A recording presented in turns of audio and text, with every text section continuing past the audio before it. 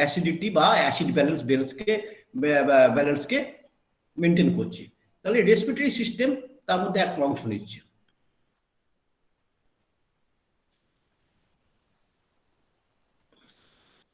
Respiratory system এটা একটা অংশ নিচ্ছে এই ডিফেন্স মেকানিজমের মধ্যে। ফার্স্ট লাইন অফ ডিফেন্স মেকানিজমের মধ্যে ফার্স্ট লাইনে কাজ করছে কে? Buffer mechanism. সেকেন্ড লাইনে কাজ করছে কে? রেসপিরেটরি মেকানিজম অ্যান্ড থার্ড লাইনে কে কাজ করছে? আমাদের কিডনি বা রেনাল সিস্টেম। তা রেনাল অথবা কিডনি এই সিস্টেমটা আমাদের এখানে থার্ড লাইন অফ ডিফেন্সে কাজ করছে। হ্যাঁ, থার্ড লাইন অফ ডিফেন্সে কাজ করছে। এই ফার্স্ট লাইন অফ মেকানিজম এটা কিন্তু যখনই আমাদের এই ব্যালেন্সটা ইমব্যালেন্স হচ্ছে, উইদিন এ সেকেন্ড, কয়েক সেকেন্ডের মধ্যে সে কিন্তু কাজ করতে শুরু করে দেয়। যে যদি অ্যাসিড বেড়ে যায় নিউট্রালাইজ করার চেষ্টা করছে, যদি বেস বেড়ে যায় বা অ্যালকালি বেড়ে যায় তখন তাকে নিউট্রালাইজ করার চেষ্টা করছে উইদিন এ সেকেন্ড। তারপর হচ্ছে রেসপিরেটরি মেকানিজম কয়েক মিনিটের মধ্যে কাজ শুরু করছে। আর রেনাল বা কিডনি অ্যাসিড বেস ব্যালেন্সকে মেনটেন করার জন্য কি করছে? তারা কয়েক ঘন্টা পরে কাজ করছে। এবং যেইটা হচ্ছে কিন্তু আমাদের পার্মানেন্ট মেকানিজম। এই বাফার সিস্টেম যেটা আছে বা রেসপিরেটরি সিস্টেম যেটা আছে, সে কিন্তু বডির মধ্যে অ্যাবজর্পশন, রিঅ্যাবজর্পশন এইগুলি করে যাচ্ছে এবং নিউট্রালাইজ করে রাখছে, বডির মধ্যেই রাখছে। কিন্তু রেনাল সিস্টেমে যেটা হয় সেটা কিন্তু পার্মানেন্ট। অ্যাসিড বেশি হয়ে গেছে শরীরে, রক্তের মধ্যে অ্যাসিডিটি বেড়ে গেছে, তাকে পার্মানেন্টলি রিমুভ করে দেয়। আর যেটা যদি বেস বেড়ে গিয়ে থাকে তাকে পার্মানেন্টলি রিমুভ করে দেয় যদি সেটা তার দরকার না হয়। তো সেখানে কিন্তু বেসের ক্ষেত্রে আমাদের যেটা বাইকার্ব, সেটা আমাদের শরীরে সবসময় প্রয়োজন আছে, সেইটাই দিয়েই আমাদের এই মেকানিজমের কাজ করে। তাহলে আমরা প্রথম কাজ হচ্ছে ফার্স্ট লাইন অফ ডিফেন্স, যেটা বাফার সিস্টেমে আমরা কাজ করি। তা আমি এর আগের দিন যখন ক্লাস করেছিলাম তখন আমি একটা জিনিস বলেছিলাম, যে কিভাবে আমি কাজ করে। ধরুন একটা জায়গায় আমাদের বাফার সলিউশন একটু যদি বলি, একটা পাত্রের মধ্যে আমরা এইটাকে জাস্ট একটুখানি মাইন্ড করে দিচ্ছি। একটা পাত্রের মধ্যে কিছু আমাদের লিকুইড আছে, যেটার মধ্যে কোন রকম বাফার সিস্টেম নেই। এইটার মধ্যে কিছু জল আছে যেটার মধ্যে কোনো বাফার সিস্টেম নেই। আর এটার মধ্যে আছে যার মধ্যে বাফার সিস্টেম আছে। এই বাফার সিস্টেম ওয়াটারটা এখানে আছে। এবারে কি হচ্ছে, যদি এই বাফার সিস্টেম যেটার মধ্যে জল নেই, উইদাউট বাফার, নো বাফার যদি থাকে, এটা নো বাফার, এর মধ্যে কোনো বাফার নেই। বাফার মানে একে প্রতিরোধ বা নিউট্রালাইজ করার ক্ষমতা যে বস্তুর থাকে সেই জিনিস। তাই সেই রকম কোন রকম জিনিস এখানে কোনো কম্পোনেন্ট নেই। যদি আমরা এখানে হাইড্রোজেন আয়ন এখানে অ্যাড করি, অ্যাড করি, তাহলে কি হবে? তাহলে এটা হাইড্রোজেন আয়ন এখানে বাড়তে থাকবে। এই হাইড্রোজেন আয়ন যখন আমরা এখানে অ্যাড করব, তখন সে এই জলটার মধ্যে হাইড্রোজেন আয়ন বাড়তে থাকবে, অর্থাৎ এটা অ্যাসিডিক হয়ে যাবে। আর এইটাই হচ্ছে বাফার সিস্টেমে এই জলটা আছে, এটা বাফার ওয়াটার। এই বাফার ওয়াটার মানে সে যে কেমিক্যাল বা যে কম্পোনেন্ট গুলো দিলে এই অ্যাসিডিটিটাকে নিউট্রালাইজ করতে পারবে, সেইটা এর মধ্যে মেশানো আছে। যখনই এখানে আমাদের বলেছিলাম যে দুটো বানরের এক্সাম্পল দিয়ে দেখিয়েছিলাম, এখানে আমাদের কিছু বানরের হাতের মধ্যে তার হাইড্রোজেন আয়ন ভর্তি আছে, এখানে হাইড্রোজেন আয়ন আছে, আর কিছু বানরের মধ্যে হাত খালি আছে। তো যখনই এখানে কোন রকম অ্যাসিডিক হাইড্রোজেন আয়ন এখানে ঢুকবে, তখন কি করবে? তখন এই বাফার সিস্টেমের মধ্যে যে কম্পোনেন্ট গুলো আছে, এই যে খালি হাত আছে, সে এটাকে রিসিভ করে নেবে। অর্থাৎ সে কিছুতেই এইটাকে অ্যাসিডিক হতে দেবে না। তাহলে যা হাইড্রোজেন আয়ন এখানে আসছে সেটাকে এখানে পড়তে দেবে না, এই জলের সঙ্গে মিশতে দেবে না, এই বানরটা ধরে নেবে। আর যদি দেখা যায় যে এই জল থেকে কিছু হাইড্রোজেন আয়ন বের করে নিচ্ছে, যদি এই জল থেকে কিছু জলের মধ্যে হাইড্রোজেন আয়ন আছে, এখান থেকে বের করে নিচ্ছে, জল অর্থাৎ H2O থেকে যদি H বের করে নিতে চায়, H2O থেকে যদি H বের করে নিতে চায়, তাহলে কি করবে? তাহলে জল থাকবে না, সঙ্গে সঙ্গে ও এখানে H দিয়ে দেবে, তাহলে এমন একটা কম্পোনেন্ট আমাদের মধ্যে আছে যেখান থেকে এই ব্যালেন্সটাকে সে রক্ষা করে চলেছে। অর্থাৎ যদি সে অ্যাসিড দেয় তাহলে এমন কম্পোনেন্ট আছে যে ধরে নেবে, অর্থাৎ হাইলি অ্যাসিডিক যদি কিছু আসে তাহলে লো যে বেস আছে, অ্যালকালি আছে, তার সঙ্গে মিক্স করে দেবে, দিয়ে তাকে নিউট্রালাইজ করবে। আবার যখন এখান থেকে অ্যাসিড নিয়ে চলে যাবে তখন তাকে মধ্যে অ্যাসিড দিয়ে দেবে, বাফার দিয়ে দেবে, এখানে দিয়ে দেবে। এই সিস্টেমটাই আমি বলেছিলাম এর আগের দিনে, এক্সাম্পল দিয়ে, গল্প দিয়ে আপনাদেরকে এটাকে বোঝানোর চেষ্টা করেছিলাম। আজকে আমি সেই জায়গাতেই আবার ফিরে আসি।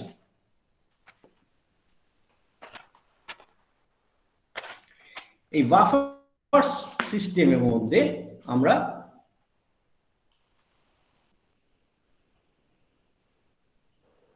আসছি। তা আমাদের মধ্যে যে সবসময় বলেছি আমাদের শরীরের মধ্যে যে কার্বন ডাই অক্সাইড যেমন প্রত্যেকটা সেল থেকে তৈরি হচ্ছে, কার্বন ডাই অক্সাইড প্রত্যেকটা সেল থেকে তৈরি হচ্ছে, সে গিয়ে মিশছে জলের সঙ্গে, সেখানে সে কার্বনিক অ্যাসিড তৈরি করছে, তো কি করছে তাহলে? H2CO3 এই কার্বনিক অ্যাসিড আমাদের শরীরের মধ্যে তৈরি হয়ে তখন সে নিজে ভেঙে পড়ে, যখন দরকার হয় সে নিজে ভেঙে পড়ে, যখন দরকার হয় সে আবার জুড়ে পড়ে। যখন ভাঙে তখন কি হয়? তখন HCO3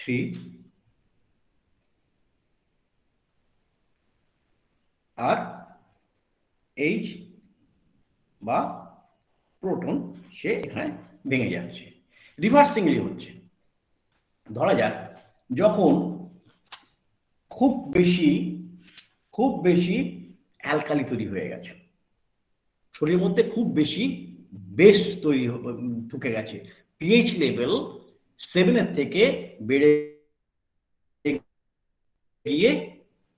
থেকে বেড়ে গিয়ে 8.4 উঠে গেছে, অর্থাৎ আমার থাকার কথা 7.4, আমার 7.4 থাকার পরে আমাদের কাজ হচ্ছে এইকে কি করে 7.4 নিয়ে আসবো। তার জন্য কাজ আছে, সে কিন্তু এটাকে শরীরের মধ্যে কন্ট্রোলিং করছে। কিভাবে করছে? যখন 8.4 হয়ে গেছে কি হচ্ছে, এখানে তার খুব বেশি পরিমাণে বেস তৈরি হয়ে গেছে, অ্যালকালোসিস হয়ে গেছে। এই জায়গাটার মানে কি হচ্ছে? অ্যালকালোসিস হয়ে গেছে, তার মধ্যে ক্ষার খুব বেশি জমে গেছে।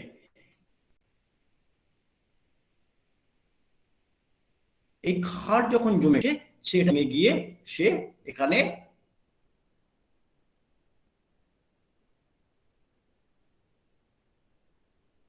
পাইকার এবং জায়গায় ফিরে আসছে, আয়ন দিয়ে ছেড়ে দিচ্ছে।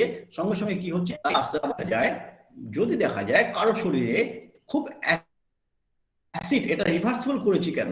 যেহেতু এটা যখন দেখা হবে, যখন তার শরীরের মধ্যে খুব অ্যাসিড হয়ে গেছে, খুব অ্যাসিডোসিস হয়ে গেছে, অর্থাৎ তার এই পয়েন্টটা 6.4 চলে এসছে, 6.4 চলে এসছে, অর্থাৎ অ্যাসিডোসিস হয়ে গেছে, অ্যাসিডিক হয়ে গেছে। তাহলে একে কি করতে হবে? আমরা জানি যখন পিএইচ লেভেল কম হয়, তখন কিন্তু হাই কনসেন্ট্রেশন হয়ে যায়।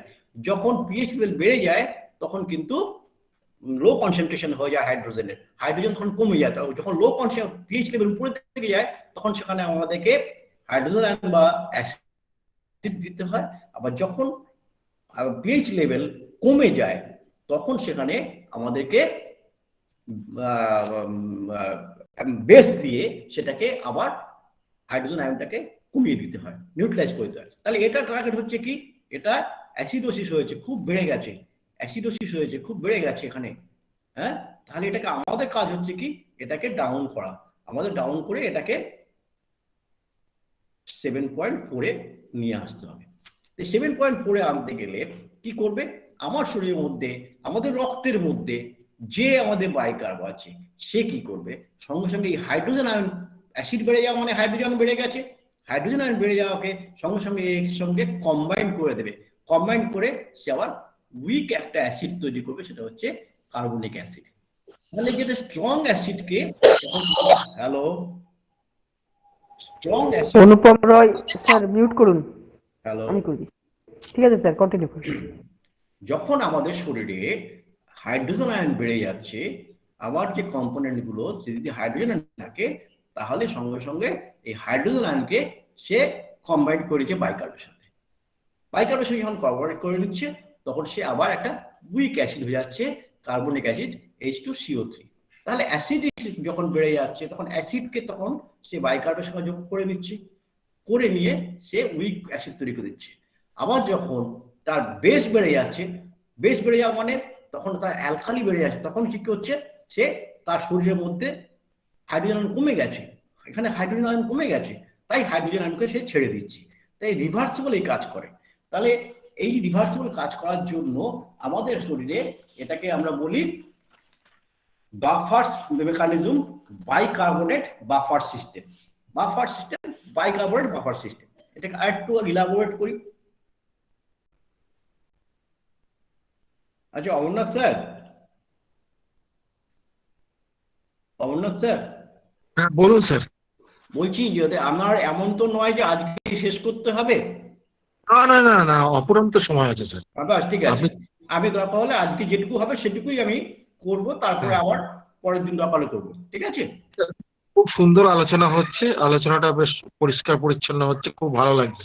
আচ্ছা ঠিক আছে, আমরা যে জায়গায় ছিলাম, আমাদেরকে তাহলে আমরা জানলাম যখন আমাদের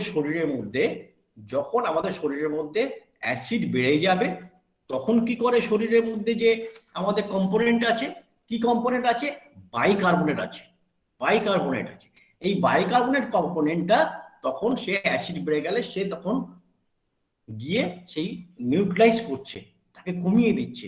অ্যাসিড বেড়ে যাওয়া মানে পিএইচ লেভেল বেড়ে যাওয়া। সবসময় এই জিনিসটা আমি কেন করতে দিয়েছিলাম, আমি কেন এই টপিকটা বেঁচেছিলাম, যে আমাদের ব্লাড রিপোর্টের মধ্যে যখন দেখি পিএইচ লেভেল কত, পিএইচ লেভেল যদি আমাদের গড়বড় করে তাহলে কিন্তু মুশকিল। যদি পিএইচ লেভেল 5 এর নিচে নেমে যায় তাহলে কিন্তু সাংঘাতিক অবস্থা হয়ে যায়, মানুষ মারা যায়। আমরা সবচেয়ে রিপোর্ট দেখলাম কিন্তু আমরা পিএইচ লেভেলটাকে দেখলাম না, ইগনোর করলাম, তাহলে কিন্তু আমি দায়বদ্ধতা থেকে যাব। সেই জন্য এই পিএইচ লেভেলটাকে আমাদেরকে মেনটেন করতে হয়। সেই মেনটেনেন্সটা করে কে, ব্লাডের মধ্যে যে এক্সট্রা সেলুলার, মানে আমাদের শরীরের মধ্যে যে এক্সট্রা সেলুলার ফ্লুইড আছে যেটাকে ব্লাড বলি আমরা, সেই এক্সট্রা সেলুলার ফ্লুইডের মধ্যে এই কম্পোনেন্ট আমাদের আছে, যেটাকে বাইকার্বনেট বলা হয় বা বাইকার্বনেট বাফার সিস্টেম। এই বাইকার্বনেট বাফার সিস্টেমের মধ্যে কি আছে, উইক একটা অ্যাসিড আছে। এই উইক অ্যাসিডটা কি করে, স্ট্রং অ্যাসিডকে ভেঙে দেয়। এই উইক অ্যাসিডটা স্ট্রং অ্যাসিডকে ভাঙতে পারে। মানে এইভাবে আমাদের যখন দেখবো যে আমাদের পিএইচ লেভেল 7.4 এর চেয়ে নিচে নামতে শুরু করেছে, নিচে নেমে গেছে, তখন বুঝবো আমাদের শরীর রক্তের মধ্যে হাইড্রোজেন আয়ন কনসেন্ট্রেশন অনেক বেড়ে গেছে। এই হাইড্রোজেন আয়ন কনসেন্ট্রেশন যখন বেড়ে যায় তখন বডি নিজেরই যে বাইকার্বটা আছে, বাইকার্বনেট যেটা আছে, সে তার সঙ্গে মিশে গিয়ে কিভাবে এটাকে নিউট্রালাইজ করে। আবার যখন দেখবো যে আমাদের হাইড্রোজেন আয়ন কনসেন্ট্রেশন কমে গেছে, হাইড্রোজেন আয়ন কনসেন্ট্রেশন কমে গেছে, কমে যাওয়া মানে আমার পিএইচ লেভেল বেড়ে যাওয়া। হাইড্রোজেন আয়ন কনসেন্ট্রেশন যখন কমে যায় সেটাকে বলি আমরা অ্যালকালোসিস, অর্থাৎ অ্যালকালি সেখানে বেড়ে গেছে। তো তখন কি করতে হবে, শরীরের মধ্যে আরো অ্যাসিড দিতে হবে। অ্যাসিডটাকে কিভাবে দেব, তখন সেই আমরা এই যে আমার বাইকার্ব আছে এ কিন্তু এই কাজটা করছে। তো আমাদের এই যে বাফার সিস্টেম আরো অনেক মেকানিজম আছে, আরো অনেকেই শুধু বাইকার্বনেটই করে তা না, আরো অনেকে আছে, সেটা আসছে এক এক করে। সেই জন্য আমি জিজ্ঞেস করে নিলাম, তাহলে আমি এটাকে একটু ইলাবোরেট করি যাতে বুঝতে একটু সুবিধা হয়। এবারে আমি এতক্ষণ অ্যাসিড বেড়ে গেল, অ্যাসিড কমে গেল, কিভাবে হচ্ছে? তাহলে আমাদের প্রথম হচ্ছে আমরা স্যার এই বাইকার্বনেটটা কি সোডিয়াম বাইকার্বনেট? না, সোডিয়াম বাইকার্বনেট তৈরি হচ্ছে, সোডিয়াম বাইকার্বনেট তৈরি হচ্ছে, আমি দেখাচ্ছি সেই জায়গায় আসছি, আমি সেই জায়গায় আসছি, আমি সেই জায়গাটায় আসছি। তো আমরা প্রথম হচ্ছে আমাদের বাইকার্বনেট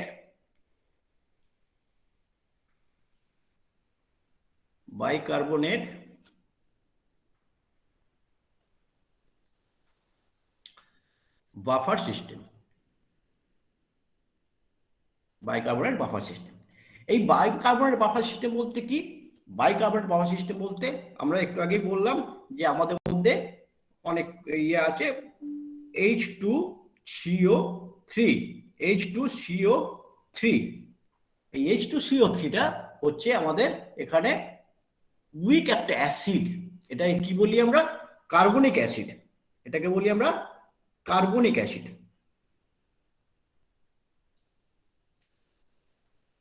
ঠিক আছে, এটাকে বলে আমরা কার্বনিক অ্যাসিড।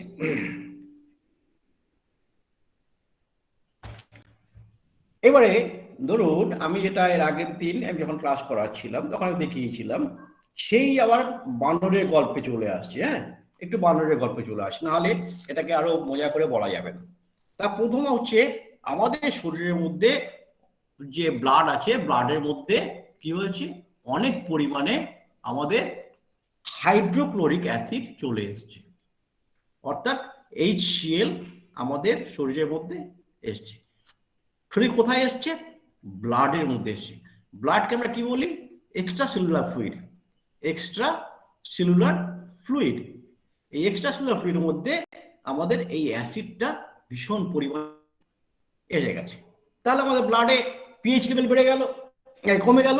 পিএইচ লেভেল কমে যাওয়া মানে এখানে অ্যাসিড খুব বেশি হয়ে যাচ্ছে। তখন কি করে আমাদের যে বাফার সিস্টেম যেটা বলছিলাম, হ্যাঁ, সোডিয়াম বাইকার্বনেট, এখন যেটা স্যার বললো, আমাদের এই এক্সট্রা সেলুলার ফ্লুইডের মধ্যে সোডিয়াম বাইকার্বনেট আমাদের আছে। তা কি করছি আমরা? আমি সেই বানরের গল্পে আরেকবার যাই। আমার এখানে বানর আছে। প্রথম হচ্ছে আমার এখানে আমাদের শরীরের মধ্যে যে মেকানিজম আছে তার মধ্যে কে আছে? দুটো বানর আমরা ভাগ করে দেখিয়েছিলাম, যে বানরের মধ্যে দুটো হাত আছে, একটা বানরে দুটো হাত আছে। এই হাতগুলোর মধ্যে কে আছে? দুটো হাতের মধ্যে আমার হাইড্রোজেন আয়ন ভরা আছে, আমাদের শরীরের মধ্যে আছে, দুটো হাতের মধ্যে ফিল আপ করা আছে হাইড্রোজেন আয়ন। ঠিক আছে, হাইড্রোজেন আয়ন আছে। আর এই যে HCl যেটা বেড়ে গেছে, এ কি করলো? এখান থেকে ভাঙলো,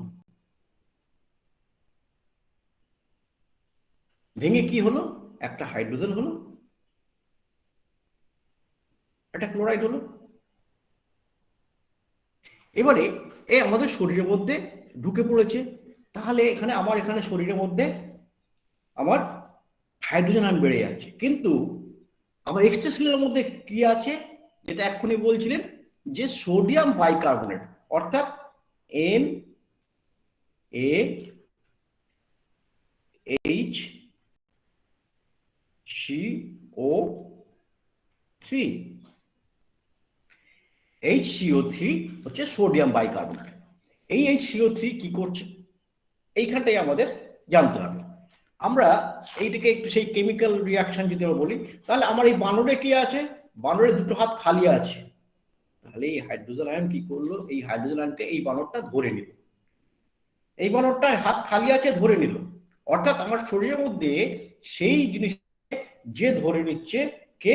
এই বাইকার্বনেট হচ্ছে।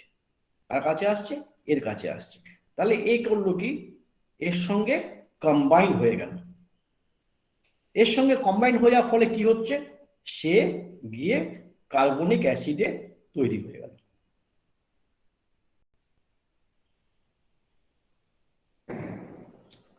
তাহলে একটু আগে যেটা বলছিলাম যে স্ট্রং অ্যাসিড তাকে বেস দিয়ে উইক অ্যাসিডে পরিণত করলো।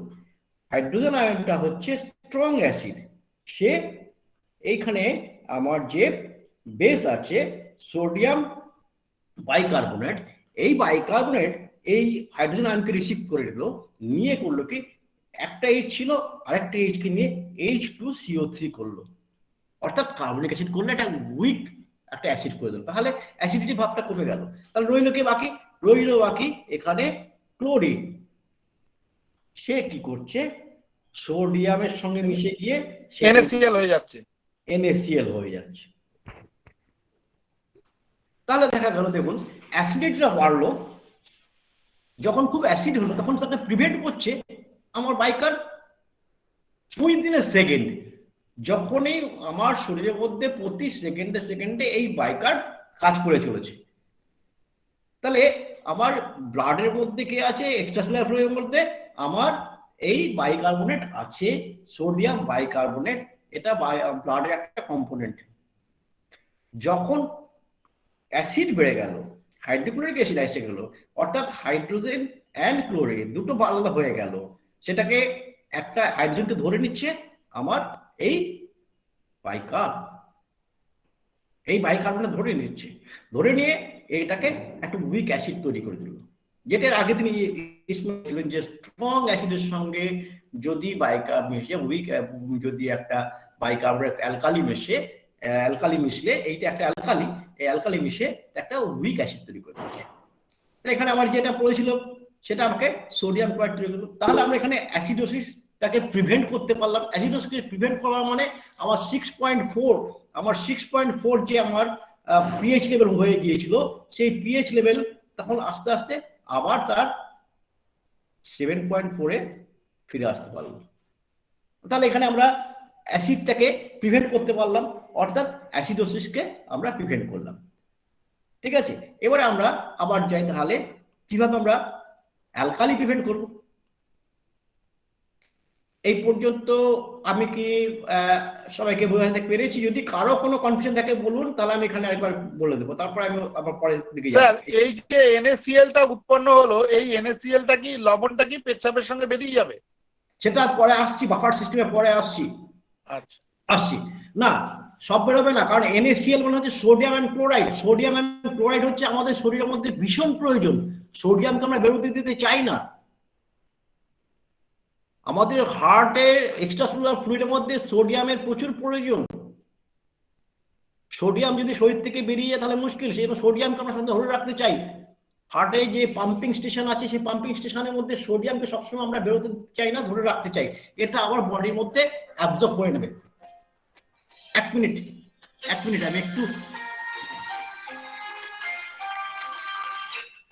আমি ক্লাস করাচ্ছি, পরে কথা বলবো।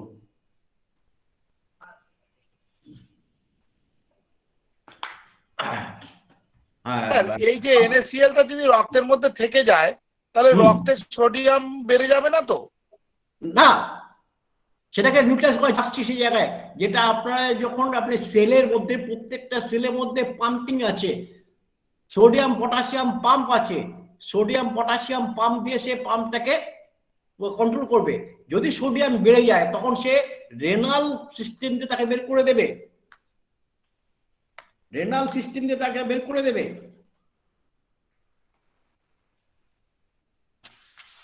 ঠিক আছে, সোডিয়াম লেভেল যদি বেড়ে যায় তখন কিডনি তাকে কন্ট্রোল করবে, কিডনি রেগুলেট করবে।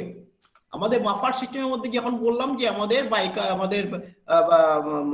বাইকার ডিফেন্স মেকানিজমের মধ্যে বাফার সিস্টেম আছে, রেসপিরেটরি সিস্টেম আছে এবং রেনাল সিস্টেম আছে। আমার ইমিডিয়েট অ্যাকশন করছে উইদিন সেকেন্ড বাফার সিস্টেম। ঠিক আছে স্যার, HCl এর সঙ্গে ECF টা আরেকবার একটু যদি রিপিট করেন এই জায়গা থেকে। এই জায়গা থেকে তো হ্যাঁ স্যার। আমাদের শরীরের মধ্যে অ্যাসিড বেড়ে গেছে। অ্যাসিড মানে আমি একটা এক্সাম্পল দিই, এখানে হাইড্রোক্লোরিক অ্যাসিড আমি দেখালাম। আমাদের শরীরে হাইড্রোক্লোরিক অ্যাসিড তৈরি হচ্ছে। আমরা তো এর আগের দিন আপনি যদি ক্লাস করে থাকেন তাহলে জানেন যে প্রত্যেকটা সিস্টেমে আমি বলেছি প্রতিটা সেল প্রতি মুহূর্তে কার্বন ডাই অক্সাইড বের করছে। কার্বন ডাই অক্সাইড বেরিয়ে গিয়ে সে জলের সঙ্গে মিশে সেখানে কার্বনিক অ্যাসিড তৈরি করছে। কার্বন ডাই অক্সাইডের ফর্মুলা কি? কার্বন ডাই অক্সাইডের ফর্মুলা হচ্ছে CO2। কার্বন ডাই অক্সাইডের ফর্মুলা হচ্ছে CO2। প্রত্যেকটা সেল থেকে আমরা জানি প্রত্যেকটা সেল থেকে অক্সিজেন নিচ্ছে সেল, এবং অক্সিজেন নিয়ে carbon die oxide metabolic function যখন হয়ে আছে, মেটাবলিক সিনথেসিস যখন হয়ে আছে, তারপরে সে কার্বন ডাই অক্সাইড ছেড়ে দিচ্ছে। এই কার্বন ডাই অক্সাইড এসে যখন বাইরে যাচ্ছে তখন সে এক্সট্রা সেলুলার ফ্লুইডের মধ্যে জল আছে, এক্সট্রা সেলুলার ফ্লুইডের মধ্যে H2O আছে, জল আছে। এই H2O আর কার্বন ডাই অক্সাইড দুটো মিলে তখন সে তৈরি করছে একটা অ্যাসিড। কি করছে? Carbonic acid H2CO3। এই H2CO এখানে একটা এখানে দুটো দিয়ে 3 এই কার্বনিক অ্যাসিড তৈরি করছে। ঠিক আছে? আচ্ছা, এই আমাদের যে অ্যাসিড আমাদের শরীরের মধ্যে হাইড্রোক্লোরিক অ্যাসিড আমাদের তৈরি হচ্ছে, সেই হাইড্রোক্লোরিক অ্যাসিড যখন রক্তের মধ্যে আছে, অর্থাৎ আমাদের অ্যাসিড সিক্রেশন ওখানে বেড়ে গেছে। এই অ্যাসিডকে যেহেতু কন্ট্রোল আটকানোর জন্য, নিউট্রালাইজ করার জন্য, প্রিভেন্ট করার জন্য আমাদের বডির মধ্যেই সোডিয়াম বাইকার্বনেট আছে। আমাদের এই ইএসএফ এর মধ্যে, ইসিপি এর মধ্যেই আমাদের সোডিয়াম বাইকার্বনেট আছে এক্সট্রাসেলুলার ফ্লুইডের মধ্যে। এক্সট্রাসেলুলার মধ্যে আমাদের সোডিয়াম বাইকার্বনেট আছে। এই সোডিয়াম বাইকার্বনেট কি করছে? এই HCl কে দুটো ভাগ, প্রথম কথা হচ্ছে HCl দুটো ভেঙে দুটো টুকরো হচ্ছে, একটা হচ্ছে হাইড্রোজেন, একটা হচ্ছে ক্লোরিন। এই একটা হচ্ছে আর এই একটা হচ্ছে, এই দুটো হচ্ছে। অর্থাৎ আমাদের রক্তের মধ্যে তখন এই অ্যাসিডিক ব্যাপারটা অনেক বেড়ে গেল। যেই বেড়ে গেল সঙ্গে সঙ্গে সোডিয়াম বাইকার্বনেট কি করছে?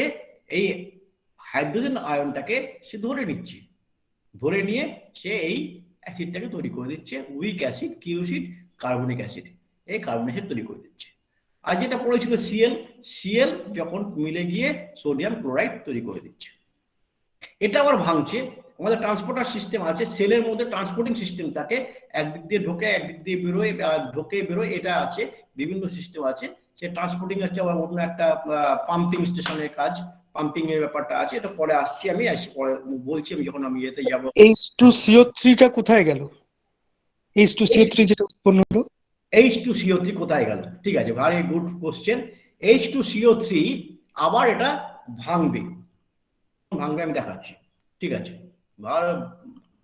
তাহলে H2CO3 কোথায় গেল? ঠিক আছে, আপনার প্রশ্নটা খুব সুন্দর প্রশ্ন করেছেন। H2CO3 তো আমার শরীরের মধ্যে এলো, এটা কোথায় গেল? আমি যখন এর আগের দিন ক্লাস করেছিলাম তখন বলেছিলাম একটা এনজাইম কাজ করে। H2CO3 এখান থেকে H2CO3 ভেঙে আবার কোন জায়গায় যাচ্ছে?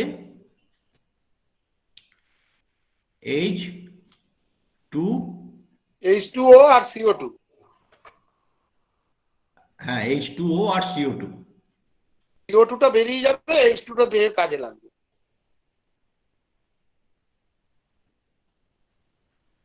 তাহলে এই CO2 আর H2O হবে। এটা হওয়ার পথে কে সাহায্য করবে? এই যখন ভেঙে এটা যাবে, এটা কে করবে?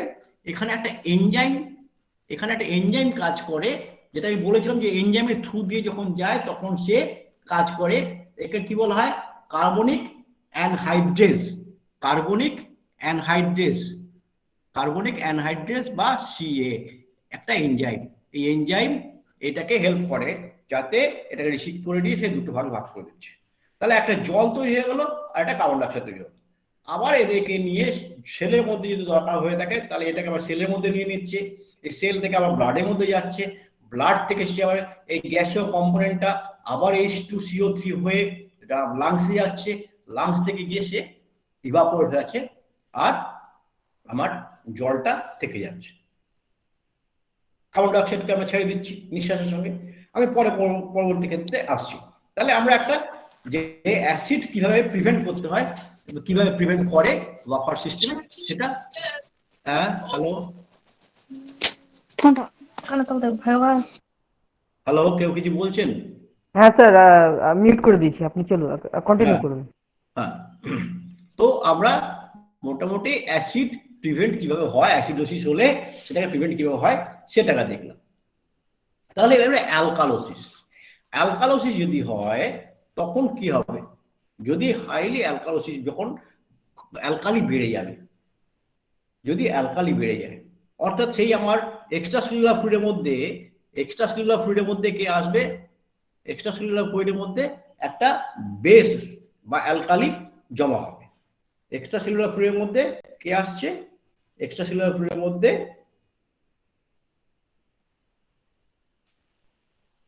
একটা বেস তৈরি হবে। কে? স্ট্রং বেস, খুব স্ট্রং। কে? Sodium hydroxide.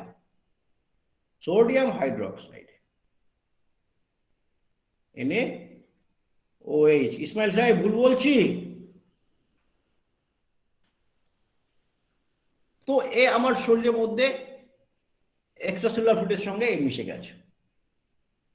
আমাদের এখানে এই বাইকার্বনেট যেটা আছে H2CO3, সেই আবার যদি আমি বানরের ছবিটা আঁকি, যদি আমি আবার সেই বানরের জায়গায় চলে যাই, হ্যাঁ, তাহলে আমি সেই ছবিটাই আবার দেখাই।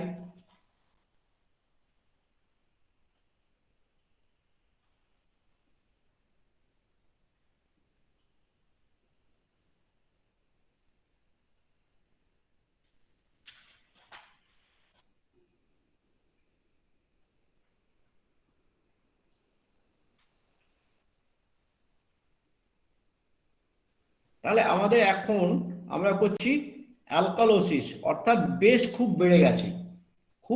বেড়ে গেছে। আমার এখানে কে আছে? হাইড্রোজেন আছে, আমার এর হাতে হাইড্রোজেন আছে, অর্থাৎ আমার যে কম্পোনেন্ট আমার ব্লাডের মধ্যে আছে, যে বাইকার্বটা আছে, সেই বাইকার্বের মধ্যে আমার হাইড্রোজেন আছে। কে বাইকার্ব আছে? H2CO3, একটা উইক অ্যাসিড, বাইকার্ব নয়, একটা উইক অ্যাসিড আছে। আমরা বলেছি যখন স্ট্রং কোন রকম বেস অ্যালকালি হয়ে যাবে, যখন স্ট্রং অ্যালকালির সঙ্গে আমাদের একটা উইক অ্যাসিড রিঅ্যাকশন করে সেটাকে নিউট্রালাইজ করতে পারে। তাহলে এবারে NaOH অক্সাইড যেটা তৈরি হচ্ছে, NaOH, এটা দুটো ভাগছে। একটা হচ্ছে কে? OH,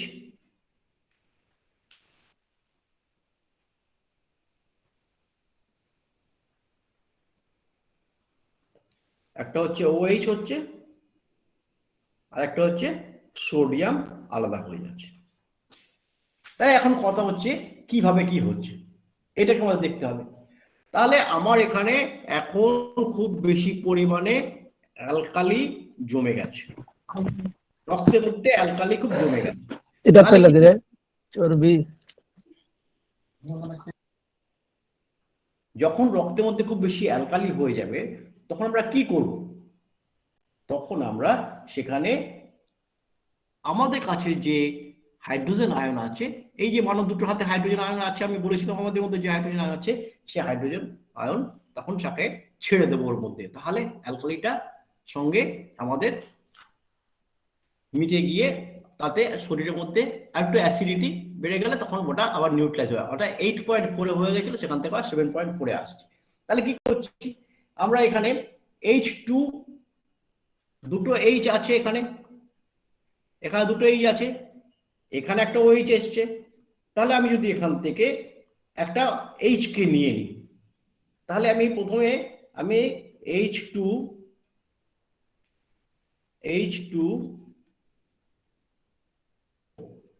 তাহলে এইটাকে আমি কেটে দিলাম, এটা কেটে দিলাম। তাহলে কে রইল? H2O জল হয়ে গেছে, জল করে বের করে দিয়েছে। বাকি রইল কে? একটা H আছে, একটা সোডিয়াম আছে, এখানে CO3 আছে, তাহলে এই থেকে ফর্মুলাটাকে যদি আমি এইখানটায় নিয়ে আসি,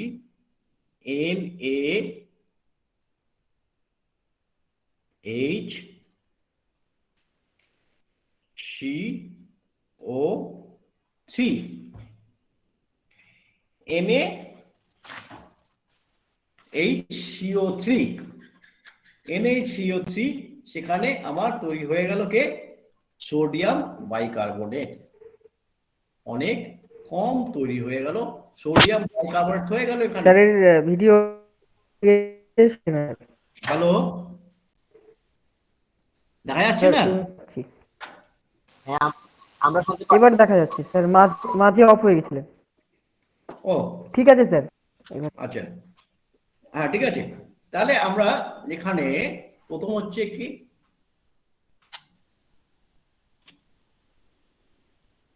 প্রথম হচ্ছে আমাদের এখানে ব্লাডের মধ্যে আমরা দেখলাম যে অ্যালকালি, আমাদের মধ্যে অ্যালকালি ব্লাডের মধ্যে অনেক বেড়ে গেছে। সেখানে তখন আমাদের শরীর নিজেই কি করছে, যে H2CO3 বা কার্বনিক অ্যাসিড আমাদের শরীরের মধ্যে আছে, কম্পোনেন্টের মধ্যে আছে, সে তখন সেই অ্যালকালিকে আরো কিছু অ্যাসিড তার মধ্যে দিয়ে সেটাকে নিউট্রালাইজ করে দিচ্ছে।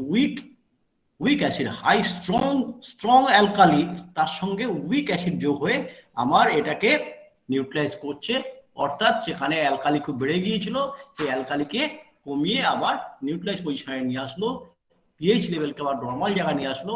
অর্থাৎ তার শরীরের মধ্যে হাইড্রোজেন আয়ন কনসেন্ট্রেশনটা কমে গিয়েছিল, যখন 8.4 মানে হাইড্রোজেন আয়ন কনসেন্ট্রেশনটা কমে গিয়েছিল, তখন সে নিয়ে হাইড্রোজেন আয়ন দিয়ে সেটাকে ফিল আপ করলো। ঠিক আছে, এই একটা হচ্ছে বাফার সিস্টেমের, এখানে বাইকার্বনেট বাফার সিস্টেম। এবার আরো বাফার সিস্টেম আছে। আরো বাফার সিস্টেম কি আছে? Phosphate buffer system. তাহলে আমরা প্রথমটা পেলাম, এক নম্বরে পেলাম আমরা বাইকার্বনেট বাফার সিস্টেম। এক নম্বরে পেলাম আমরা বাইকার্বনেট বাফার সিস্টেম।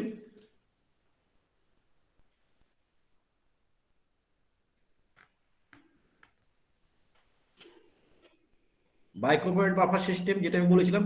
তাহলে 2 নম্বর আমার কে আসছে? Phosphate buffer system. Phosphate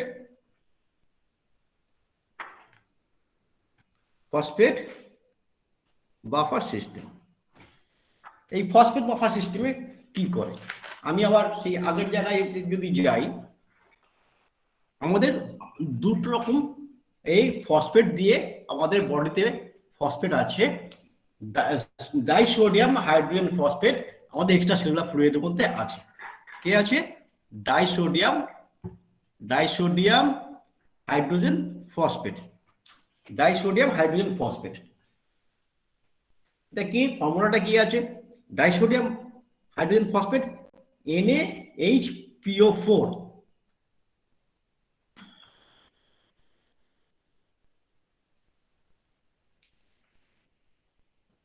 NaHPO4,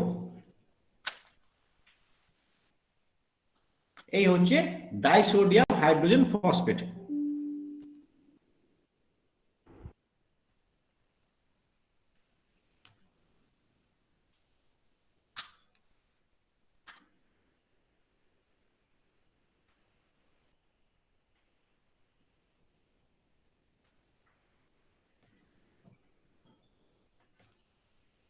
disodium hydrogen phosphate আমাদের এই বাফার সিস্টেমে কাজ করে। কিভাবে কাজ করছে? যদি আমাদের অ্যাসিডোসিস হয় তাহলেও কাজ করছে। অর্থাৎ আমাদের হাইড্রোজেন আয়ন কনসেন্ট্রেশনটা অনেক বেড়ে গেছে। হাইড্রোজেন আয়ন কনসেন্ট্রেশনটা অনেক বেড়ে গেছে। যদি হাইড্রোজেন আয়ন কনসেন্ট্রেশন বেড়ে গিয়ে থাকে, তাহলে কি হচ্ছে? অ্যাসিডোসিস হচ্ছে। এটা অ্যাসিডোসিস হচ্ছে। অর্থাৎ আমাদের ব্লাডের মধ্যে অ্যাসিড সিক্রেশন খুব বেড়ে গেছে। তাহলে সেটা কি করবে? অ্যাসিডটাকে কমাতে হবে। তাহলে আমার কাছে শরীরের মধ্যে আমার কি আছে, আমাদের শরীরের মধ্যে আমরা আগেই বললাম যে NaHPO4 আমরা বিলংস করছি। তাহলে এখানে কি হলো, এখানে তার শরীরের মধ্যে হাইড্রোজেন আয়ন অনেক বেড়ে গেল।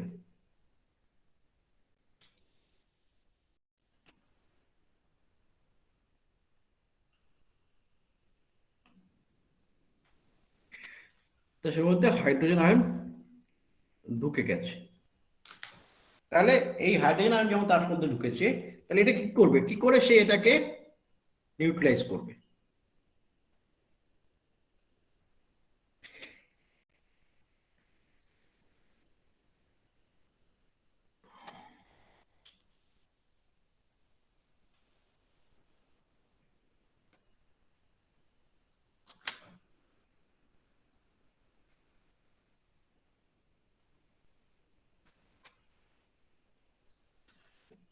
NH2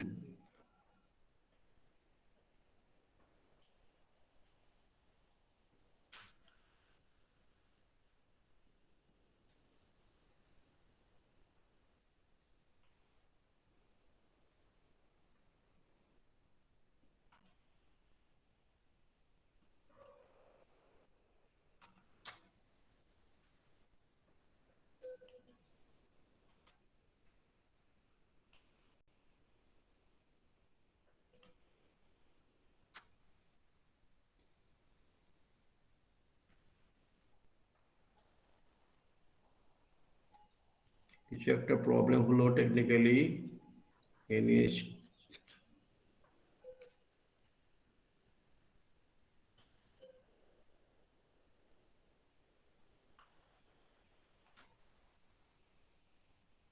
স্যার এটা কি NaPO4 আর এইচটা হাইড্রোজেন আয়নটা মুক্ত হয়ে যাবে?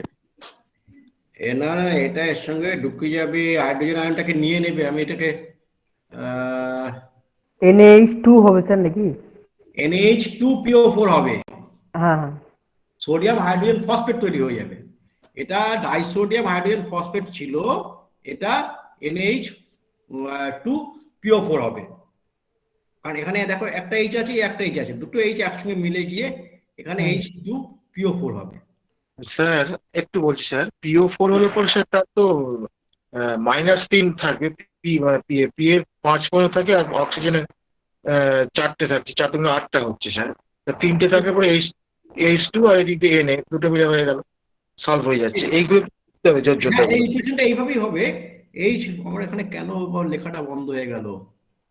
স্যার আপনি মুখে বললেই হবে স্যার। হ্যাঁ, তাহলে তাহলে এটা কি হচ্ছে, NaH2PO4, NaH2PO4 অর্থাৎ এটা হয়ে যাচ্ছে সোডিয়াম হাইড্রোজেন ফসফেট।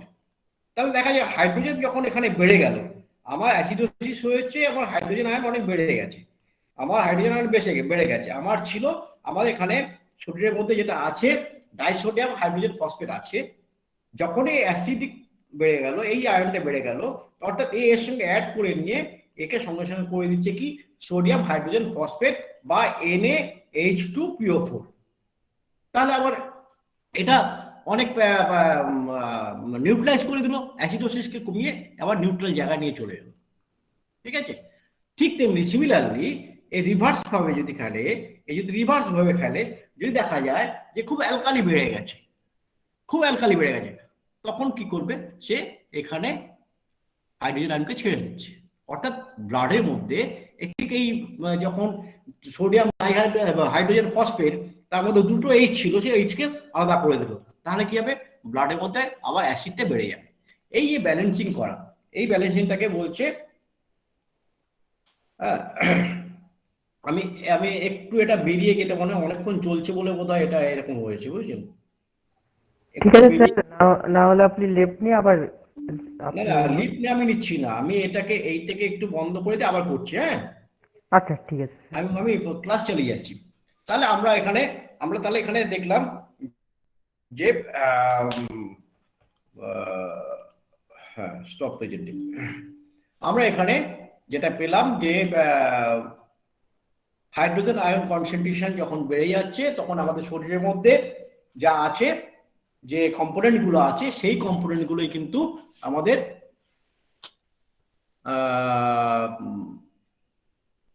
নিউট্রালাইজ করার কাজে লাগছে। অ্যাসিড বেড়ে গেলে তখন সেখানে যদি অ্যাসিড হাই অ্যাসিডিক যদি কি হয়ে থাকে, তখন সেখানে উইক বেস দিয়ে সেখানে লো অ্যাসিড করে দিচ্ছে।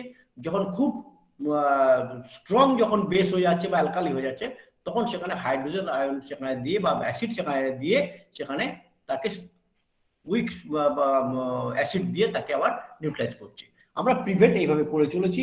তার মধ্যে আমাদের দুটো প্রসিডিওর, একটা বললাম যে বাইকার্বনেট দিয়ে একটা হতে পারে, একটা হতে পারে ফসফেট দিয়ে।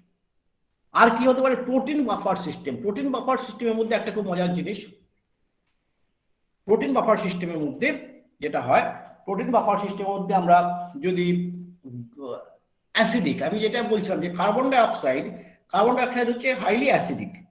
হ্যাঁ, কার্বন ডাইঅক্সাইড যদি হাইলি অ্যাসিডিক হয়ে থাকে, তাহলে আমরা যখন আমাদের মেটাবলিক প্রসেস যখন শেষ করছি, আমরা অক্সিজেন নিয়ে এনার্জি নিচ্ছি, অক্সিজেন সে তার ফাংশন করার পরে সে কি করছে,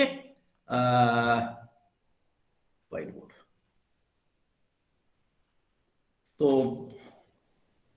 সে অক্সিজেন নিয়ে সে মেটাবলিক প্রসেস কমপ্লিট করার পর সে carbon dioxide, try I can go to whiteboard home.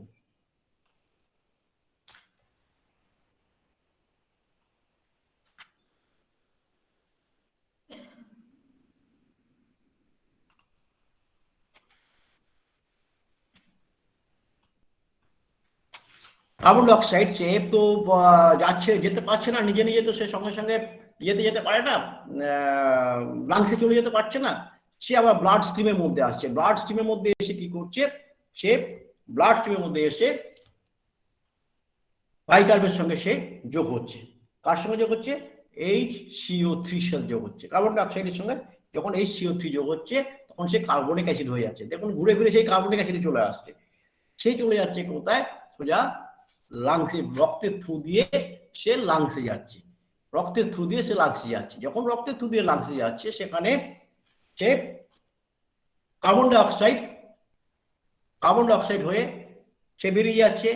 আমি একটু আগেই যেখানে অমরনাথ স্যার বলছেন যে জল হয়ে যাচ্ছে, জল রয়ে যাচ্ছে, তো কার্বন ডাইঅক্সাইড বেরিয়ে যাচ্ছে, কিন্তু জলটা রয়ে যাচ্ছে। তার সত্ত্বেও তার সেখানে কিন্তু হাইড্রোজেন আয়ন আরো রয়ে যাচ্ছে। সেই হাইড্রোজেন আয়নটা কি করছে?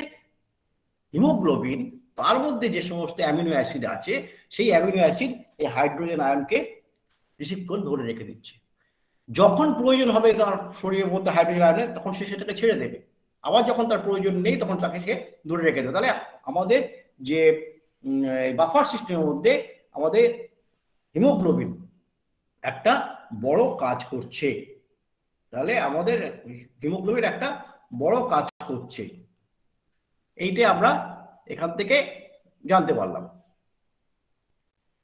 কিছু একটা প্রবলেম হয়েছে, বুঝেছেন স্যার? আজকে এই হোয়াইট বোর্ডটা বোধহয় আর অন্য কোনো কিছু কাজ করবে না, কিছু একটা প্রবলেম হয়েছে দেখাচ্ছে বারবার।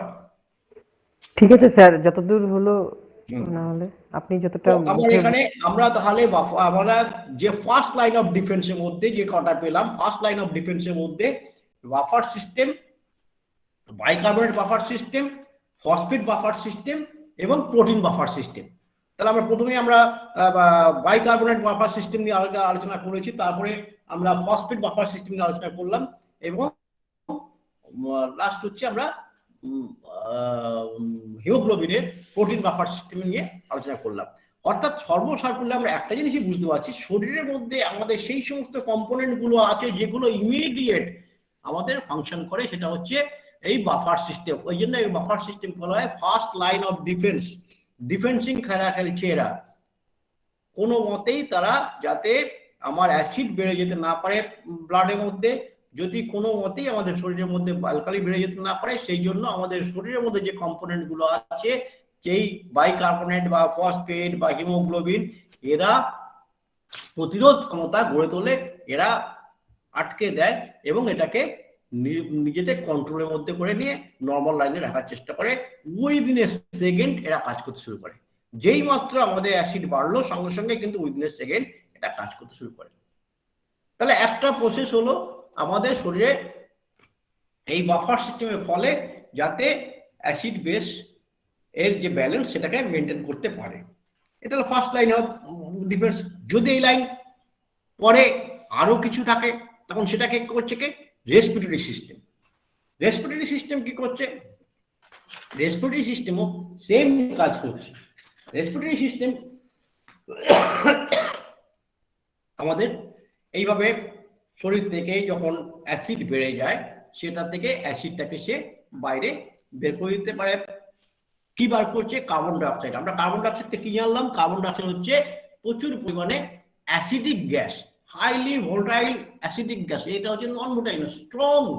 যত রকম আমাদের গ্যাস আছে তার মধ্যে যত রকম অ্যাসিড আছে, কার্বন ডাইঅক্সাইড একটা হচ্ছে বড় অ্যাসিডিক গ্যাস।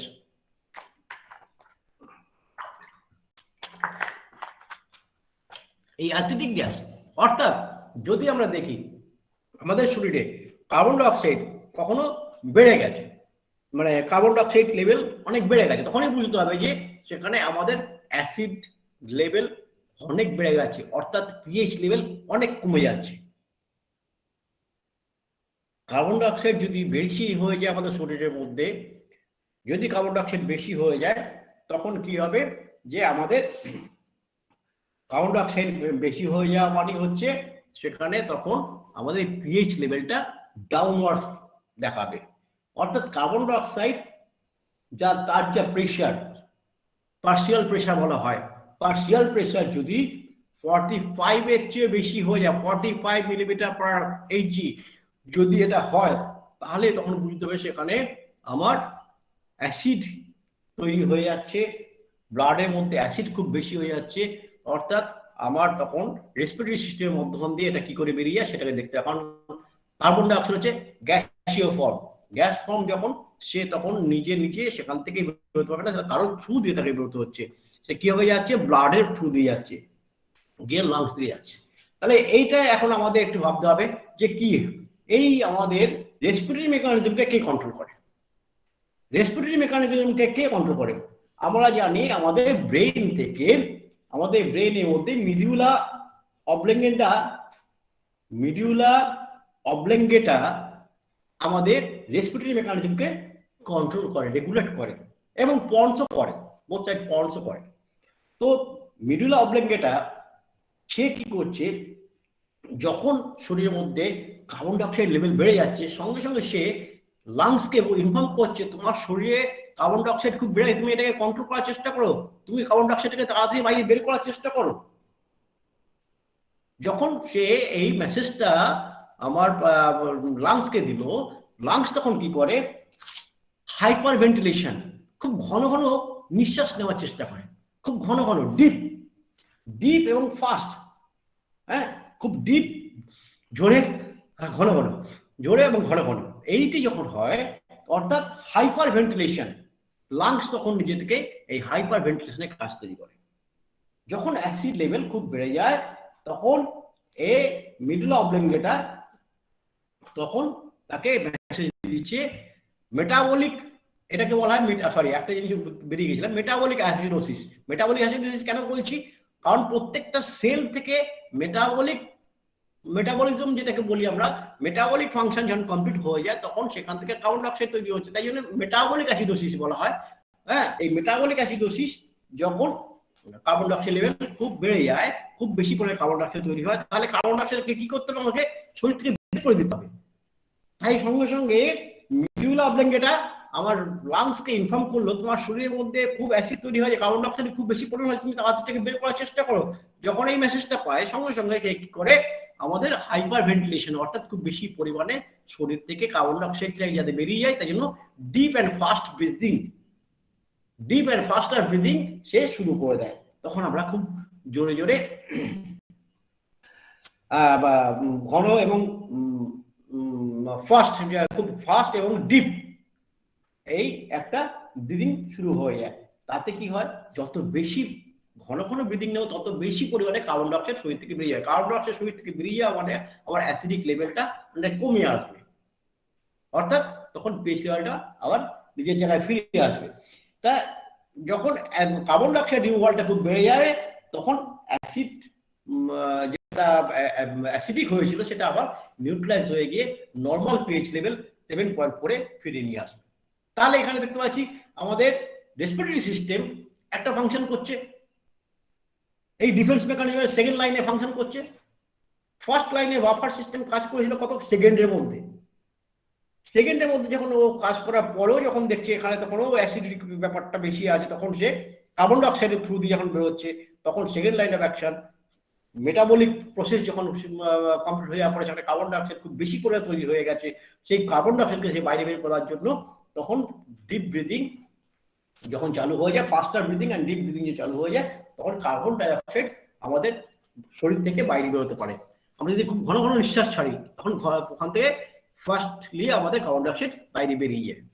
আর আগেই বললাম আমরা বাফার সিস্টেমে যখন লাংসের দিয়ে যখন কার্বন ডাইঅক্সাইড যাচ্ছে তখন যে প্রোটিন যেগুলো আছে কিছু প্রোটিন আমরা বাফার সিস্টেমে সেখানে হিমোগ্লোবিন হোল্ড করে রাখে এবং কার্বন ডাইঅক্সাইড বেরিয়ে যাওয়ার ফলে সেখানে অ্যাসিডোসিস কমে যায়। ঠিক সিমিলারলি যখন আমাদের এখানে কার্বন ডাইঅক্সাইড লেভেল ফল করে, যখন আমাদের কার্বন ডাইঅক্সাইড লেভেল ফল করা মানে যদি আমাদের এই পার্সিয়াল কার্বন ডাইঅক্সাইড প্রেশার যেটা সেটা যদি 35 mm এর নিচে চলে আসে, 35 মিলিমিটার পার মার্কারি, যদি এর নিচে চলে আসে তখন বুঝতে হবে যে আমাদের ওখানে অ্যাসিড সিক্রেশন কমে গেছে, কার্বন ডাইঅক্সাইড কম সিক্রেট করছে, কার্বন ডাইঅক্সাইড কম বেরোচ্ছে। কার্বন ডাইঅক্সাইড কম বেরোচ্ছে মানে অ্যাসিড ওখানে অনেক কমে যাচ্ছে, অ্যালকালি তখন সেখানে বেড়ে যাচ্ছে। তাহলে এখানে হচ্ছে কি যখন কার্বন ডাইঅক্সাইডের লেভেল যদি আমাদের 35 এর দিয়ে নিচে নেমে আসে তখন বুঝতে হবে সেখানে অ্যাসিডোসিস নয় অ্যালকালোসিস হয়েছে, অর্থাৎ অ্যালকালি লেভেল ওখানে বেড়ে যাচ্ছে। তাহলে অ্যালকালি লেভেল বেড়ে যাওয়া মানে কার্বন ডাইঅক্সাইড কম তৈরি হচ্ছে। তাহলে কি করতে হবে আমাদের, যদি নিঃশ্বাস সঙ্গে সঙ্গে সেই একই জিনিস মেডুলা অবলিঙ্গেটা কিন্তু তখনই যখন লাংসকে বললে দেখো তোমার শরীরের মধ্যে কিন্তু কার্বন ডাইঅক্সাইড অনেক কমে যাচ্ছে, কার্বন ডাইঅক্সাইড কম বেরোচ্ছে, তুমি এটাকে কন্ট্রোল করো। এটা যদি কন্ট্রোল করতে না পারো তাহলে কিন্তু তোমার অ্যালকালি লেভেল খুব বেড়ে যাবে। ইমিডিয়েটলি তুমি তোমার এটাকে রেগুলেট করার চেষ্টা করো। লাংসকে বললো, লাংস যখন অ্যাসিডোসিস হয়েছে তখন হাইপার ভেন্টিলেশন, খুব ঘন ঘন নিঃশ্বাস নিচ্ছিল। যখন অ্যালকালোসিস হলো তখন সে হাইপোভেন্টিলেশন হবে। হাইপোভেন্টিলেশন মানে ধীরে ধীরে ধীরে ধীরে নিঃশ্বাস প্রশ্বাস চলবে, স্লোলি স্লোলি ব্রিদিং। তাহলে স্লোলি ব্রিদিং হলে কি হবে, কার্বন ডাইঅক্সাইড কম বেরোবে। কার্বন ডাইঅক্সাইড কম বেরোনো মানে কার্বন ডাইঅক্সাইডের ক্যারেক্টার যেটা বললাম অ্যাসিডিক, তাহলে অ্যাসিডটা কম বেরোবে। অ্যাসিড যদি কম বেরোয় তাহলে অ্যালকালির মধ্যে যে লেভেলটা সেটাকে সে আবার নিউট্রালাইজ করতে পারবে। অ্যালকালোসিস কম, কার্বন ডাইঅক্সাইড যদি রিমুভাল কম হয় তাহলে সেখানে হাইড্রোজেন আয়ন বা অ্যাসিডিক আয়ন যেটা আছে সেটা শরীরের মধ্যে রয়ে যাবে, রয়ে গেলে সে তখন আবার অ্যালকালি থেকে নিউট্রালাইজ পজিশনে চলে আসবে, নর্মাল পিএইচ চলে আসবে। This is the respiratory mechanism.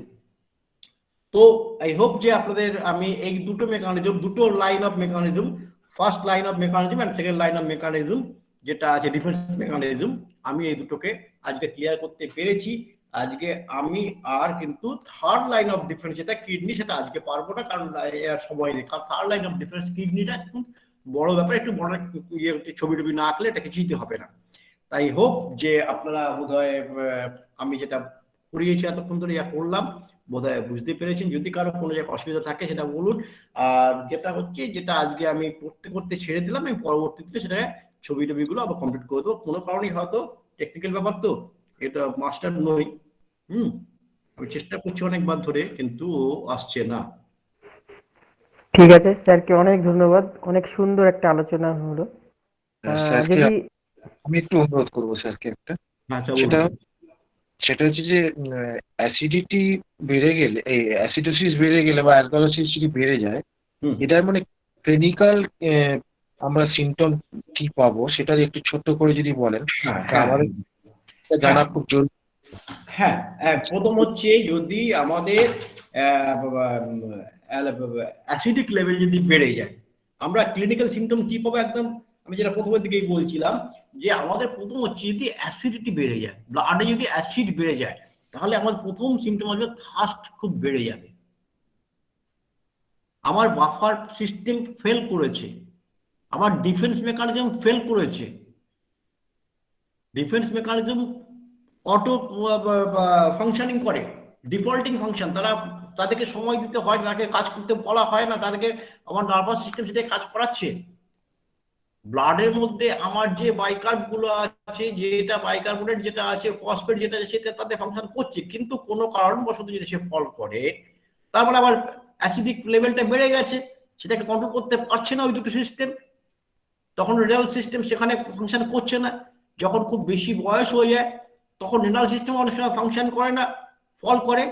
আমাদের যে নর্মাল যে লেভেলগুলো থাকার কথা সেই লেভেলগুলো থাকে না। পিসিওডি যে পেশেন্ট থাকে, পিসিওডি বলছি, সিওপিডি পেশেন্ট গুলো থাকে, সিওপিডি পেশেন্টের মধ্যে রেসপিরেটরি মেকানিজমটা ফেল করে, কারণ লাংসের যে অ্যালভোলাই গুলো আছে সেগুলো ব্লকেজ হয়ে যায়। লাংসের অ্যালভোলাই যদি ব্লকেজ হয়ে যায় তখন কি হবে, লাংসের অ্যালভোলাই ব্লকেজ হয়ে গেলে সেখানে আর কার্বনিক অ্যাসিড সেখানে ডিসঅ্যাসোসিয়েট হতে পারে না, ডিঅ্যাসোসিয়েট হতে পারে না সমস্ত অ্যালভোলাই দিয়ে, কারণ অলরেডি সিওপিডির ফলে ম্যাক্সিমাম অ্যালভোলাই গুলো ব্লকেজ হয়ে আছে, তাহলে সেখানে রেসপিরেটরি ফল করবে। যার জন্য একটা বয়সের পরে দেখবেন আমাদের প্রচুর মানুষ আছে তারা রোজ সকালবেলা ঘুম থেকে উঠে একটা করে অ্যান্টাসিড খেয়ে যাচ্ছে। আপনার কাছে এসে বলে ডাক্তার আমি কিন্তু রোজ একটা করে অ্যান্টাসিড খেয়ে নিই, নাহলে আমার কষ্ট হয়। তার রোজ একটা করে অ্যান্টাসিড খাওয়া মানে কি, তার শরীরের মধ্যে তাহলে আমাদের কিছু উইক অ্যাসিড ঢোকাচ্ছে, উইক অ্যালকালি ঢোকাচ্ছে। স্ট্রং অ্যাসিড হয় বলে উইক অ্যাসিড অ্যালকালি ঢোকাচ্ছে। তাহলে আমাদের সিমটম কি, জল পিপাসা হয়। আমার কিন্তু খুব ঘন ঘন জল পিপাসা, যেমন ঘন ঘন জল পিপাসা হয় তেমনি আমার কিন্তু ঘন ঘন পেচ্ছাপ হয়। অ্যাসিডোসিস হলে এই জিনিসগুলো লক্ষ্য করা যায় যে তার পিপাসাটা খুব বেড়ে যায়। পিপাসা বাড়া মানে অটোমেটিক্যালি তার কিন্তু পেচ্ছাপ বেড়ে যাবে। এই পেচ্ছাপ আর পিপাসা তার দুটো যেমন বেড়ে যাবে, তার সঙ্গে সঙ্গে তার ক্ষুধামন্দ অ্যানোরেক্সিয়া আমরা দেখতে পাবো। অ্যানোরেক্সিয়া যদি হয় তাহলে কি হবে, তার বডিতে যে পরিমাণ তার প্রোটিন দরকার সে পরিমাণ প্রোটিন তার শরীরের মধ্যে যাবে না। তার মধ্যে প্রোটিন যদি না যায় তাহলে এনার্জি তৈরি হবে না। যাদের সিওপিডি কেস আছে বা যাদের হার্ট ব্লকেজ কেস আছে তাদের অক্সিজেন লেভেলটাও সবসময় কম যায়। অক্সিজেন স্যাচুরেশন লেভেল দেখবেন একটু তাদের সবসময় কম থাকে, একটু কমের দিকে থাকে, 100 কাছাকাছি থাকে না, 91, 92, 93 এর মধ্যে রান করে। অর্থাৎ তখন তার কার্বন ডাইঅক্সাইড মেটাবলিক প্রসেসটা সেখানে উইক হয়ে পড়ে। মেটাবলিক প্রসেস যদি উইক হয়ে পড়ে তখন কি হয়, তার মধ্যে কাজের এনার্জি লেভেল কমে যায়, কাজ করার ক্ষমতা তার হারিয়ে ফেলে, অর্থাৎ সে তখন ড্রাউজি হয়ে পড়ে। তাহলে এই সিমটম গুলো কিন্তু আমরা অ্যাসিডোসিস হলে আমরা বেশি দেখতে পাই। আর অ্যালকালোসিস হলে কি দেখি, যখন আমাদের অ্যালকালোসিস আমরা যদি দেখি তখন আমাদের মাইন্ড কনফিউশন হয়ে যায়, কি করব না করব ঠিক করতে পারছি না, ভীষণ পরিমাণে অ্যালকালি সেখানে তৈরি হয়ে গেছে। আমার বাফার সিস্টেম ফেল করেছে, আমার বাফার সিস্টেম সেভাবে কাজ করছে না, আমার রেসপিরেটরি সিস্টেম সেভাবে কাজ করছে না, বা কি যেন একটা মেসেজ এসছে অ্যান্টাসিড খায় না নাকি,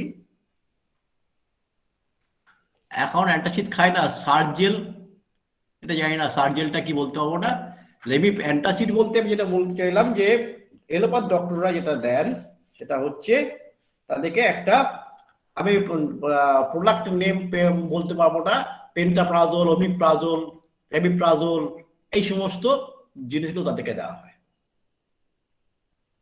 তো পেশেন্ট এগুলো বলে, বাংলাদেশে হয়তো সার্জেল বলে কেউ খায়, ইন্ডিয়াতে যেমন পেন্টাপ্রাজোল খুব খায়, প্যান্ডি, প্যান40 খুব চলে, র্যান্টিডিন আগে চলতো, এখন র্যান্টিডিন বন্ধ হয়ে গেছে। তো তাহলে তার শরীরের মধ্যে সে এই তার খুব অ্যাসিডিটি হয় না, হালে ডাক্তারবাবু অ্যাসিডিটি, সকালবেলা যদি একটা ট্যাবলেট না খাই আমার বুক টুক জ্বালা করতে শুরু করে, আমার গলা জ্বালা করতে শুরু করে।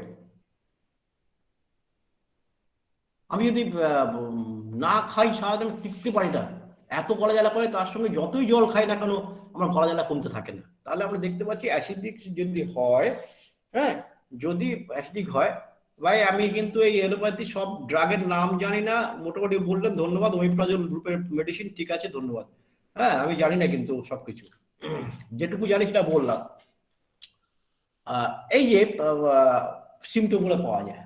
আর অ্যালকালোসিস হলে যে হয় সেটা হচ্ছে শরীরের মধ্যে যখন অ্যালকালি বেড়ে যায়, সেলের মধ্যে, ব্লাডের মধ্যে যদি অ্যালকালি বেড়ে যায়, তখন তার মেটাবলিক প্রসেসের মধ্যে হ্যাম্পার করে।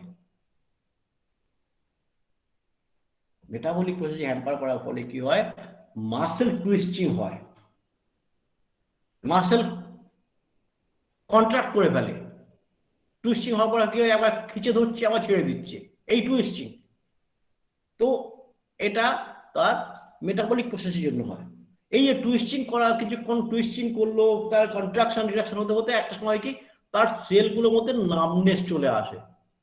And point of the cell বা end point of nerve ending যেগুলো আছে আমাদের আঙুলের ডগা টগাগুলো, তখন আমরা একটু অসার অসার ভাব দেখি।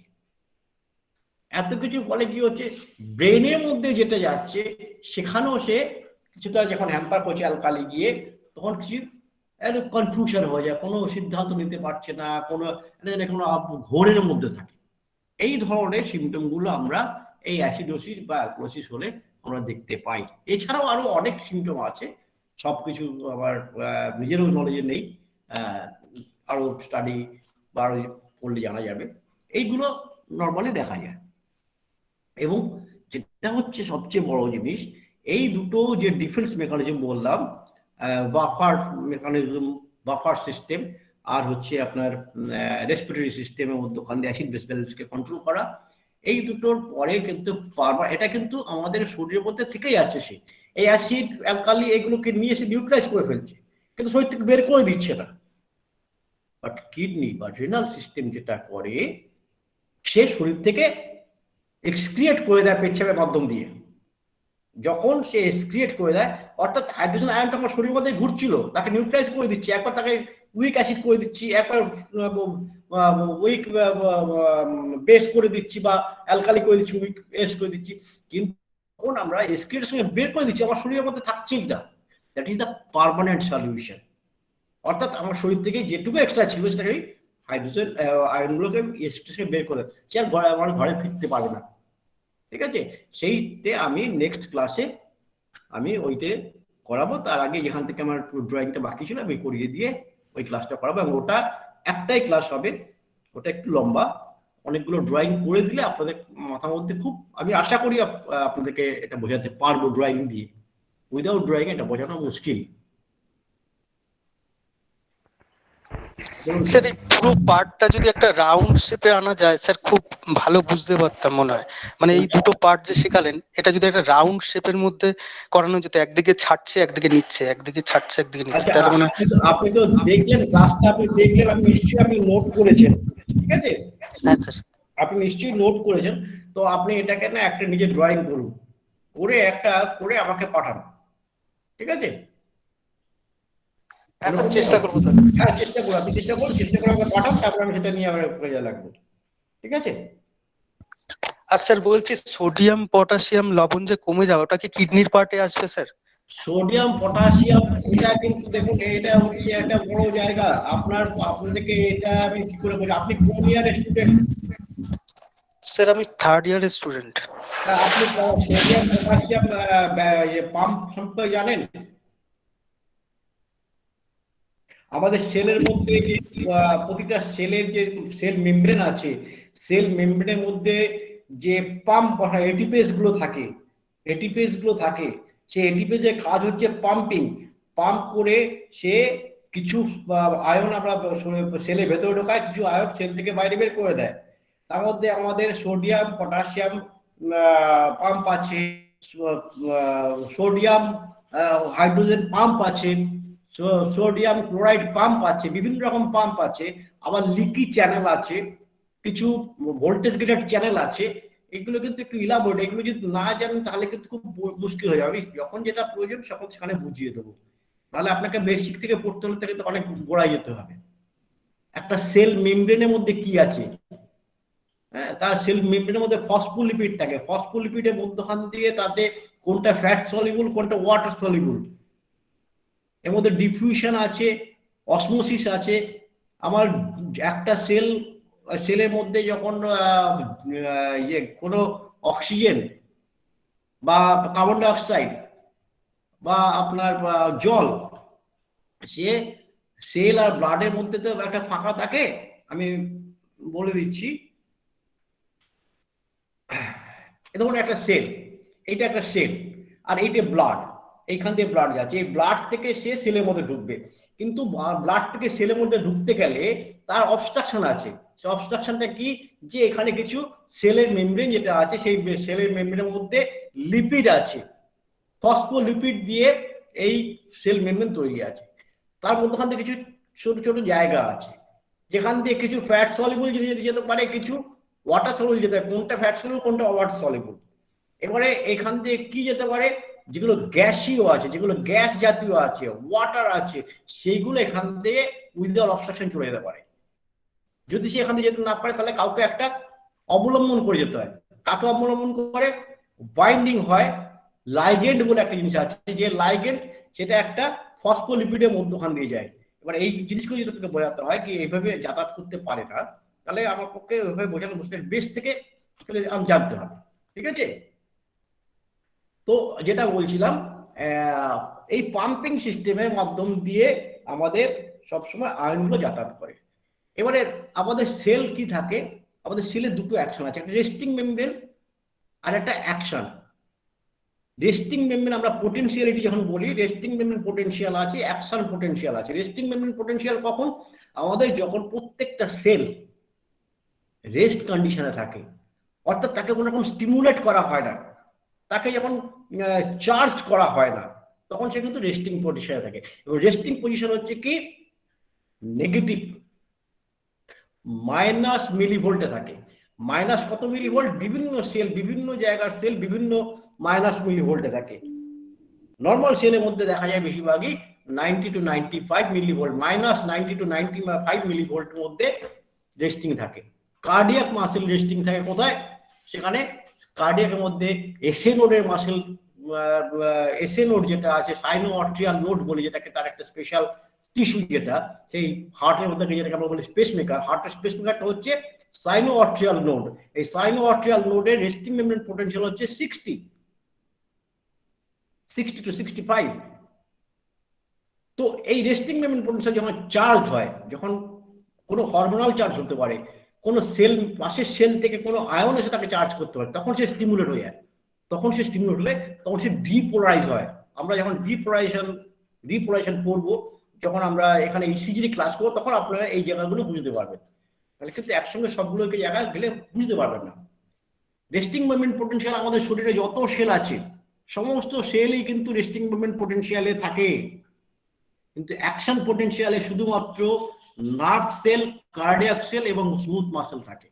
তাহলে সমস্ত সেলই কিন্তু আপনার, হাড় যে আছে তো একটা সেল, এ কিন্তু অ্যাকশনে থাকে না, অ্যাকশন পোটেনশিয়ালে থাকে না। তাহলে এইগুলোকে আমাদের জানতে গেলে আরো ধীরে ধীরে পারবেন, একসঙ্গে অনেক কিছু চিন্তা করবেন না। আপনি যেটা চিন্তা করলেন যে এটাকে যদি সার্কেল করে দেখান, আপনি করুন, করে একবার দিন না আমাকে, আমি দেখি, তাহলে আপনার সুবিধা হবে, আমারও সুবিধা হবে। ঠিক আছে, হ্যাঁ বলুন। ধন্যবাদ স্যারকে, অনেক ধন্যবাদ, আমাদের কাছে সুন্দরভাবে বুঝিয়ে দিলেন। আর কারো এর সঙ্গে যদি কেউ অ্যাড করতে চায়, আমাদের সঙ্গে অনেক স্যারেরা আছেন।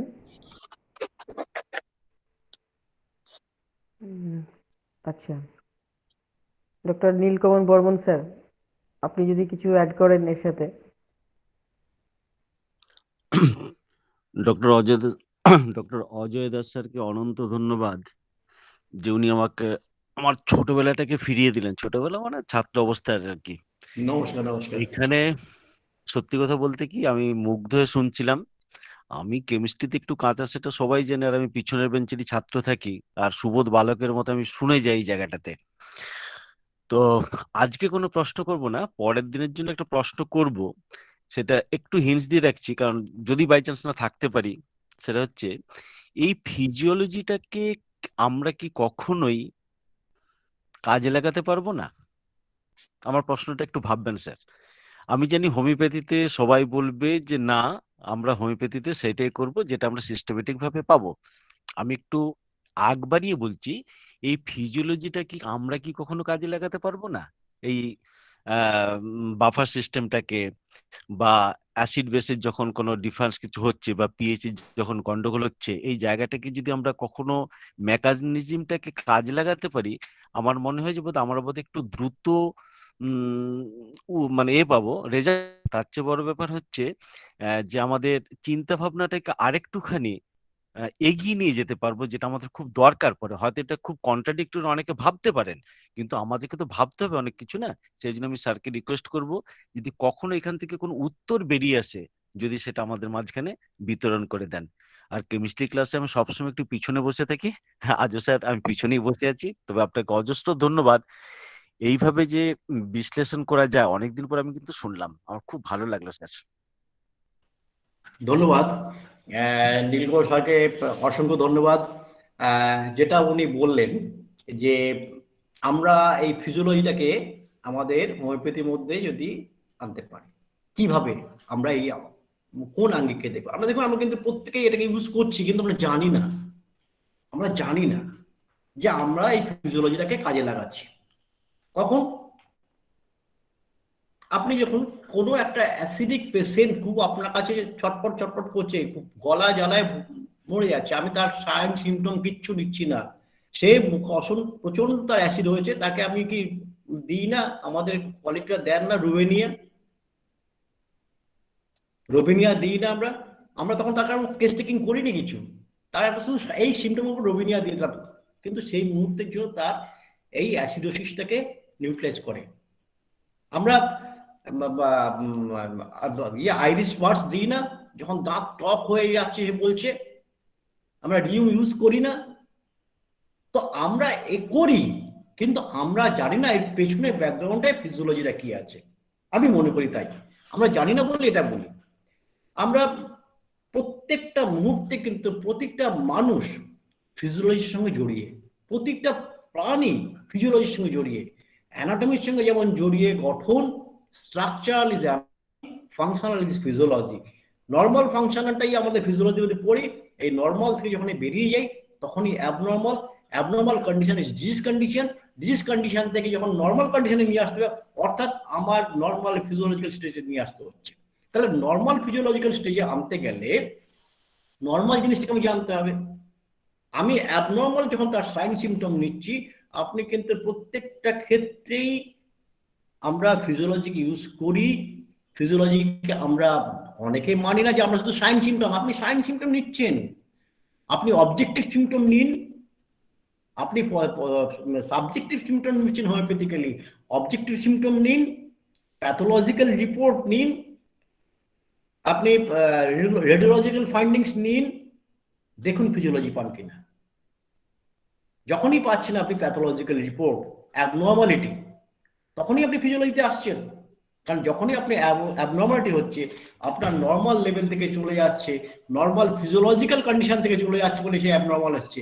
এবার অ্যাবনর্মাল কন্ডিশন থেকে যখন নর্মাল কন্ডিশনে আসছে, এবার নর্মালি এসছি কিনা বুঝবো কি করে যদি আমি ফিজিওলজিতে না জানি? আমার যে ফাংশনটা হওয়ার কথা সেই ফাংশনটা হচ্ছে কিনা?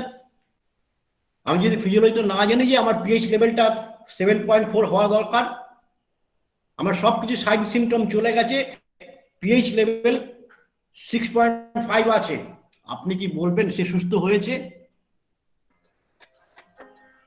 তো আই থিঙ্ক যে এই জায়গাটায় আমরা প্রত্যেকেই ইউজ করি, কিন্তু সেটা আমরা বুঝতে পারি, এটা জানি না বলে আমাদের অজ্ঞতা। নমস্কার, বোঝাতে পেরেছি আশা করি। ধন্যবাদ আপনাকে। ঠিক আছে স্যার। নীলকর স্যার, আপনি বলুন যদি আমি যে ব্যাখ্যাটা করলাম সেটা ঠিক করলাম কিনা। একটু ধন্যবাদ দিয়ে ছেড়ে দিলে হবে না, কিন্তু আপনার কাছে আমি ওইতে আশা করবো না। স্যার, এটা আপনার ক্লাস তো সুন্দর বলেছেন, এবং আমি এটাকে সমর্থন করি। নিশ্চয়ই এইগুলো তো উঠে আসা দরকার আমাদের। হ্যাঁ, আর এই বয়সে তো আসা দরকার, না? ঠিকই বলেছেন। ধন্যবাদ। ধন্যবাদ নীলকমল বর্মন স্যারকে। আমাদের সঙ্গে আছেন পার্থ প্রদীপ চৌধুরী স্যার, তিনি যদি কিছু অ্যাড করেন এর মধ্যে। পার্থ প্রদীপ চৌধুরী একদম স্যার। একদম হ্যাঁ, শুনছি শুনছি, উভয়েরই কথোপকথন শুনছিলাম। হ্যাঁ সত্যিই, ওই যেরকম নীলকমল স্যার বললেন যে একদম সেই ছাত্র জীবনে ফিরিয়ে দেওয়ার মতন, সত্যি অনেক কিছু তো ভুলেই গেছি। কেমিস্ট্রি টেমিস্ট্রি ওই নীলকমল স্যারের মতন আমিও খুব কাজা এবং পেছন বেঞ্চেরই ছাত্র। হ্যাঁ একেবারে খুব পরিচ্ছন্ন ভাবে বুঝতে না পারলেও খানিক খানিক বুঝলাম, মনে হচ্ছিল যেন রিভিশন ক্লাস হলে আরো ভালো হবে। আর ওই যে কেন্টের কথা, এই যে হোমিওপ্যাথিক আলোকে ফিজিওলজি, হোমিওপ্যাথিক আলোকে প্যাথোলজি, এই ভাইটাল প্রিন্সিপালকে ধরে এইটা যেদিন হবে সেটাই প্রকৃত ফিজিওলজি বা প্যাথোলজির জ্ঞানটা হোমিওপ্যাথিক স্টুডেন্টদের জন্য খুব কার্যকরী হবে। আমাদের সাইন সিমটমস তো আমরা ভ্যালুয়েশন তো করবোই, ইভ্যালুয়েট করলে পারে তখন তো সেগুলোই হবেই। এখানে কিছু ম্যানেজমেন্টেরও পার্ট থাকে। আমাদের ওই যে অ্যাকিউট ডিজিজে যেরকম উনি বললেন রবিনিয়ার কথা বা এইগুলো, আমরা ওখানে সেক্ষেত্রে কিন্তু এই হোমিওপ্যাথিক আলোকে করছি না। হ্যাঁ আমাদের যেটা যদি হাইপার অ্যাসিডোসিসের কোনো পেশেন্ট এসে যায়, আমরা ওই যে এটা বনি হোসেন এন্ড ফোরস্কোয়ার ফাউন্ডেশন তার সাথে কজেশন, সেই সবগুলোকে তো কারেকশন করতে হবে ফার্স্ট। ইনডিসপোজিশন বলেও একটা কথা আছে, তাহলে তার ম্যানেজমেন্ট পার্টে এগুলো আসবে। ফিজিওলজি অবশ্যই জানা দরকার তো বটেই, আমরা পড়াশোনা করি কেন, আমাদের সিলেবাসের মধ্যেই বার আছে কেন। নর্মাল ফিজিওলজি না জানলে আমরা প্যাথোলজি বার বুঝবো কি করে? হ্যাঁ তবে সেখানে অল্টার করলে ইউজুয়ালি সাইন সিমটম প্রডিউস করে। কখনো কখনো যেমন ল্যাটেন্ট সোরার ক্ষেত্রে বলা হয় যেটা চুপচাপ বসে থাকে, সেটা এক্সাইটিং কজ, সেখানে তখন সেই গুলো প্রকাশ করে দেয়, একটা সাইন সিমটমস আকারে এসে যায়। এইটাই খুব সুন্দর আলোচনা হয়েছে, তবে তো খানিকটা বিতর্কিত কথা বলেই মনে হয় আর কি, ওই লাস্টের যে কথাগুলো হলো। তা ঠিক আছে, চলুক আরো সব কথা শুনি। ধন্যবাদ স্যারকে।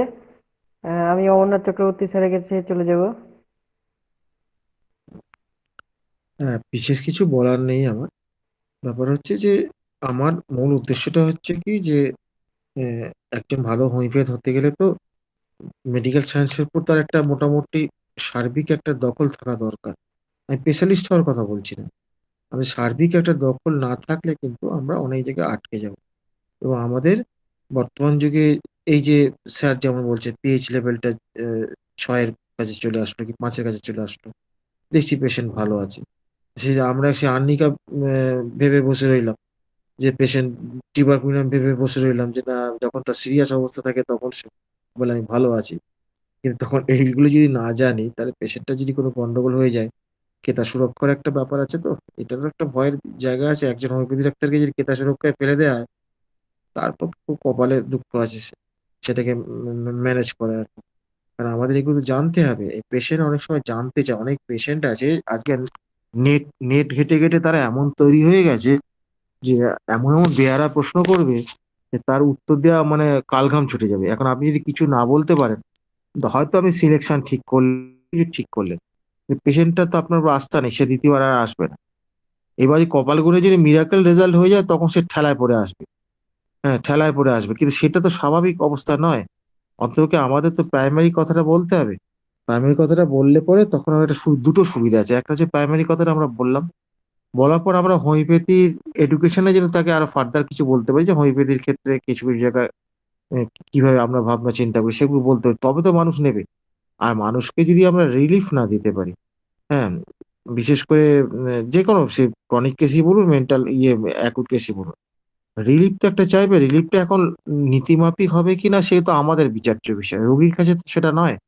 রোগীর কাছে রোগী চাইছে যে আমার কষ্ট হচ্ছে, ডাক্তারবাবু আমাকে ওষুধ দেবে, আমার সেরে যাবে, এই আস্থাটা নিয়ে তারা আসছে। তারপরে এই জায়গাগুলো হচ্ছে একটু খুব শক্ত জায়গা আমাদের পক্ষে। হ্যাঁ, তার ফলে আমাদের এই ক্লাসগুলো চলুক, শুধু এই ফিজিওলজি বলে তো নয়, আমাদের তো অ্যালার্ট সাবজেক্ট অন্য ক্লাসও চলছে। হ্যাঁ, তারপরে সার্বিকভাবে আমাদের এই যেমন আমাদের নীলকমল স্যার যেমন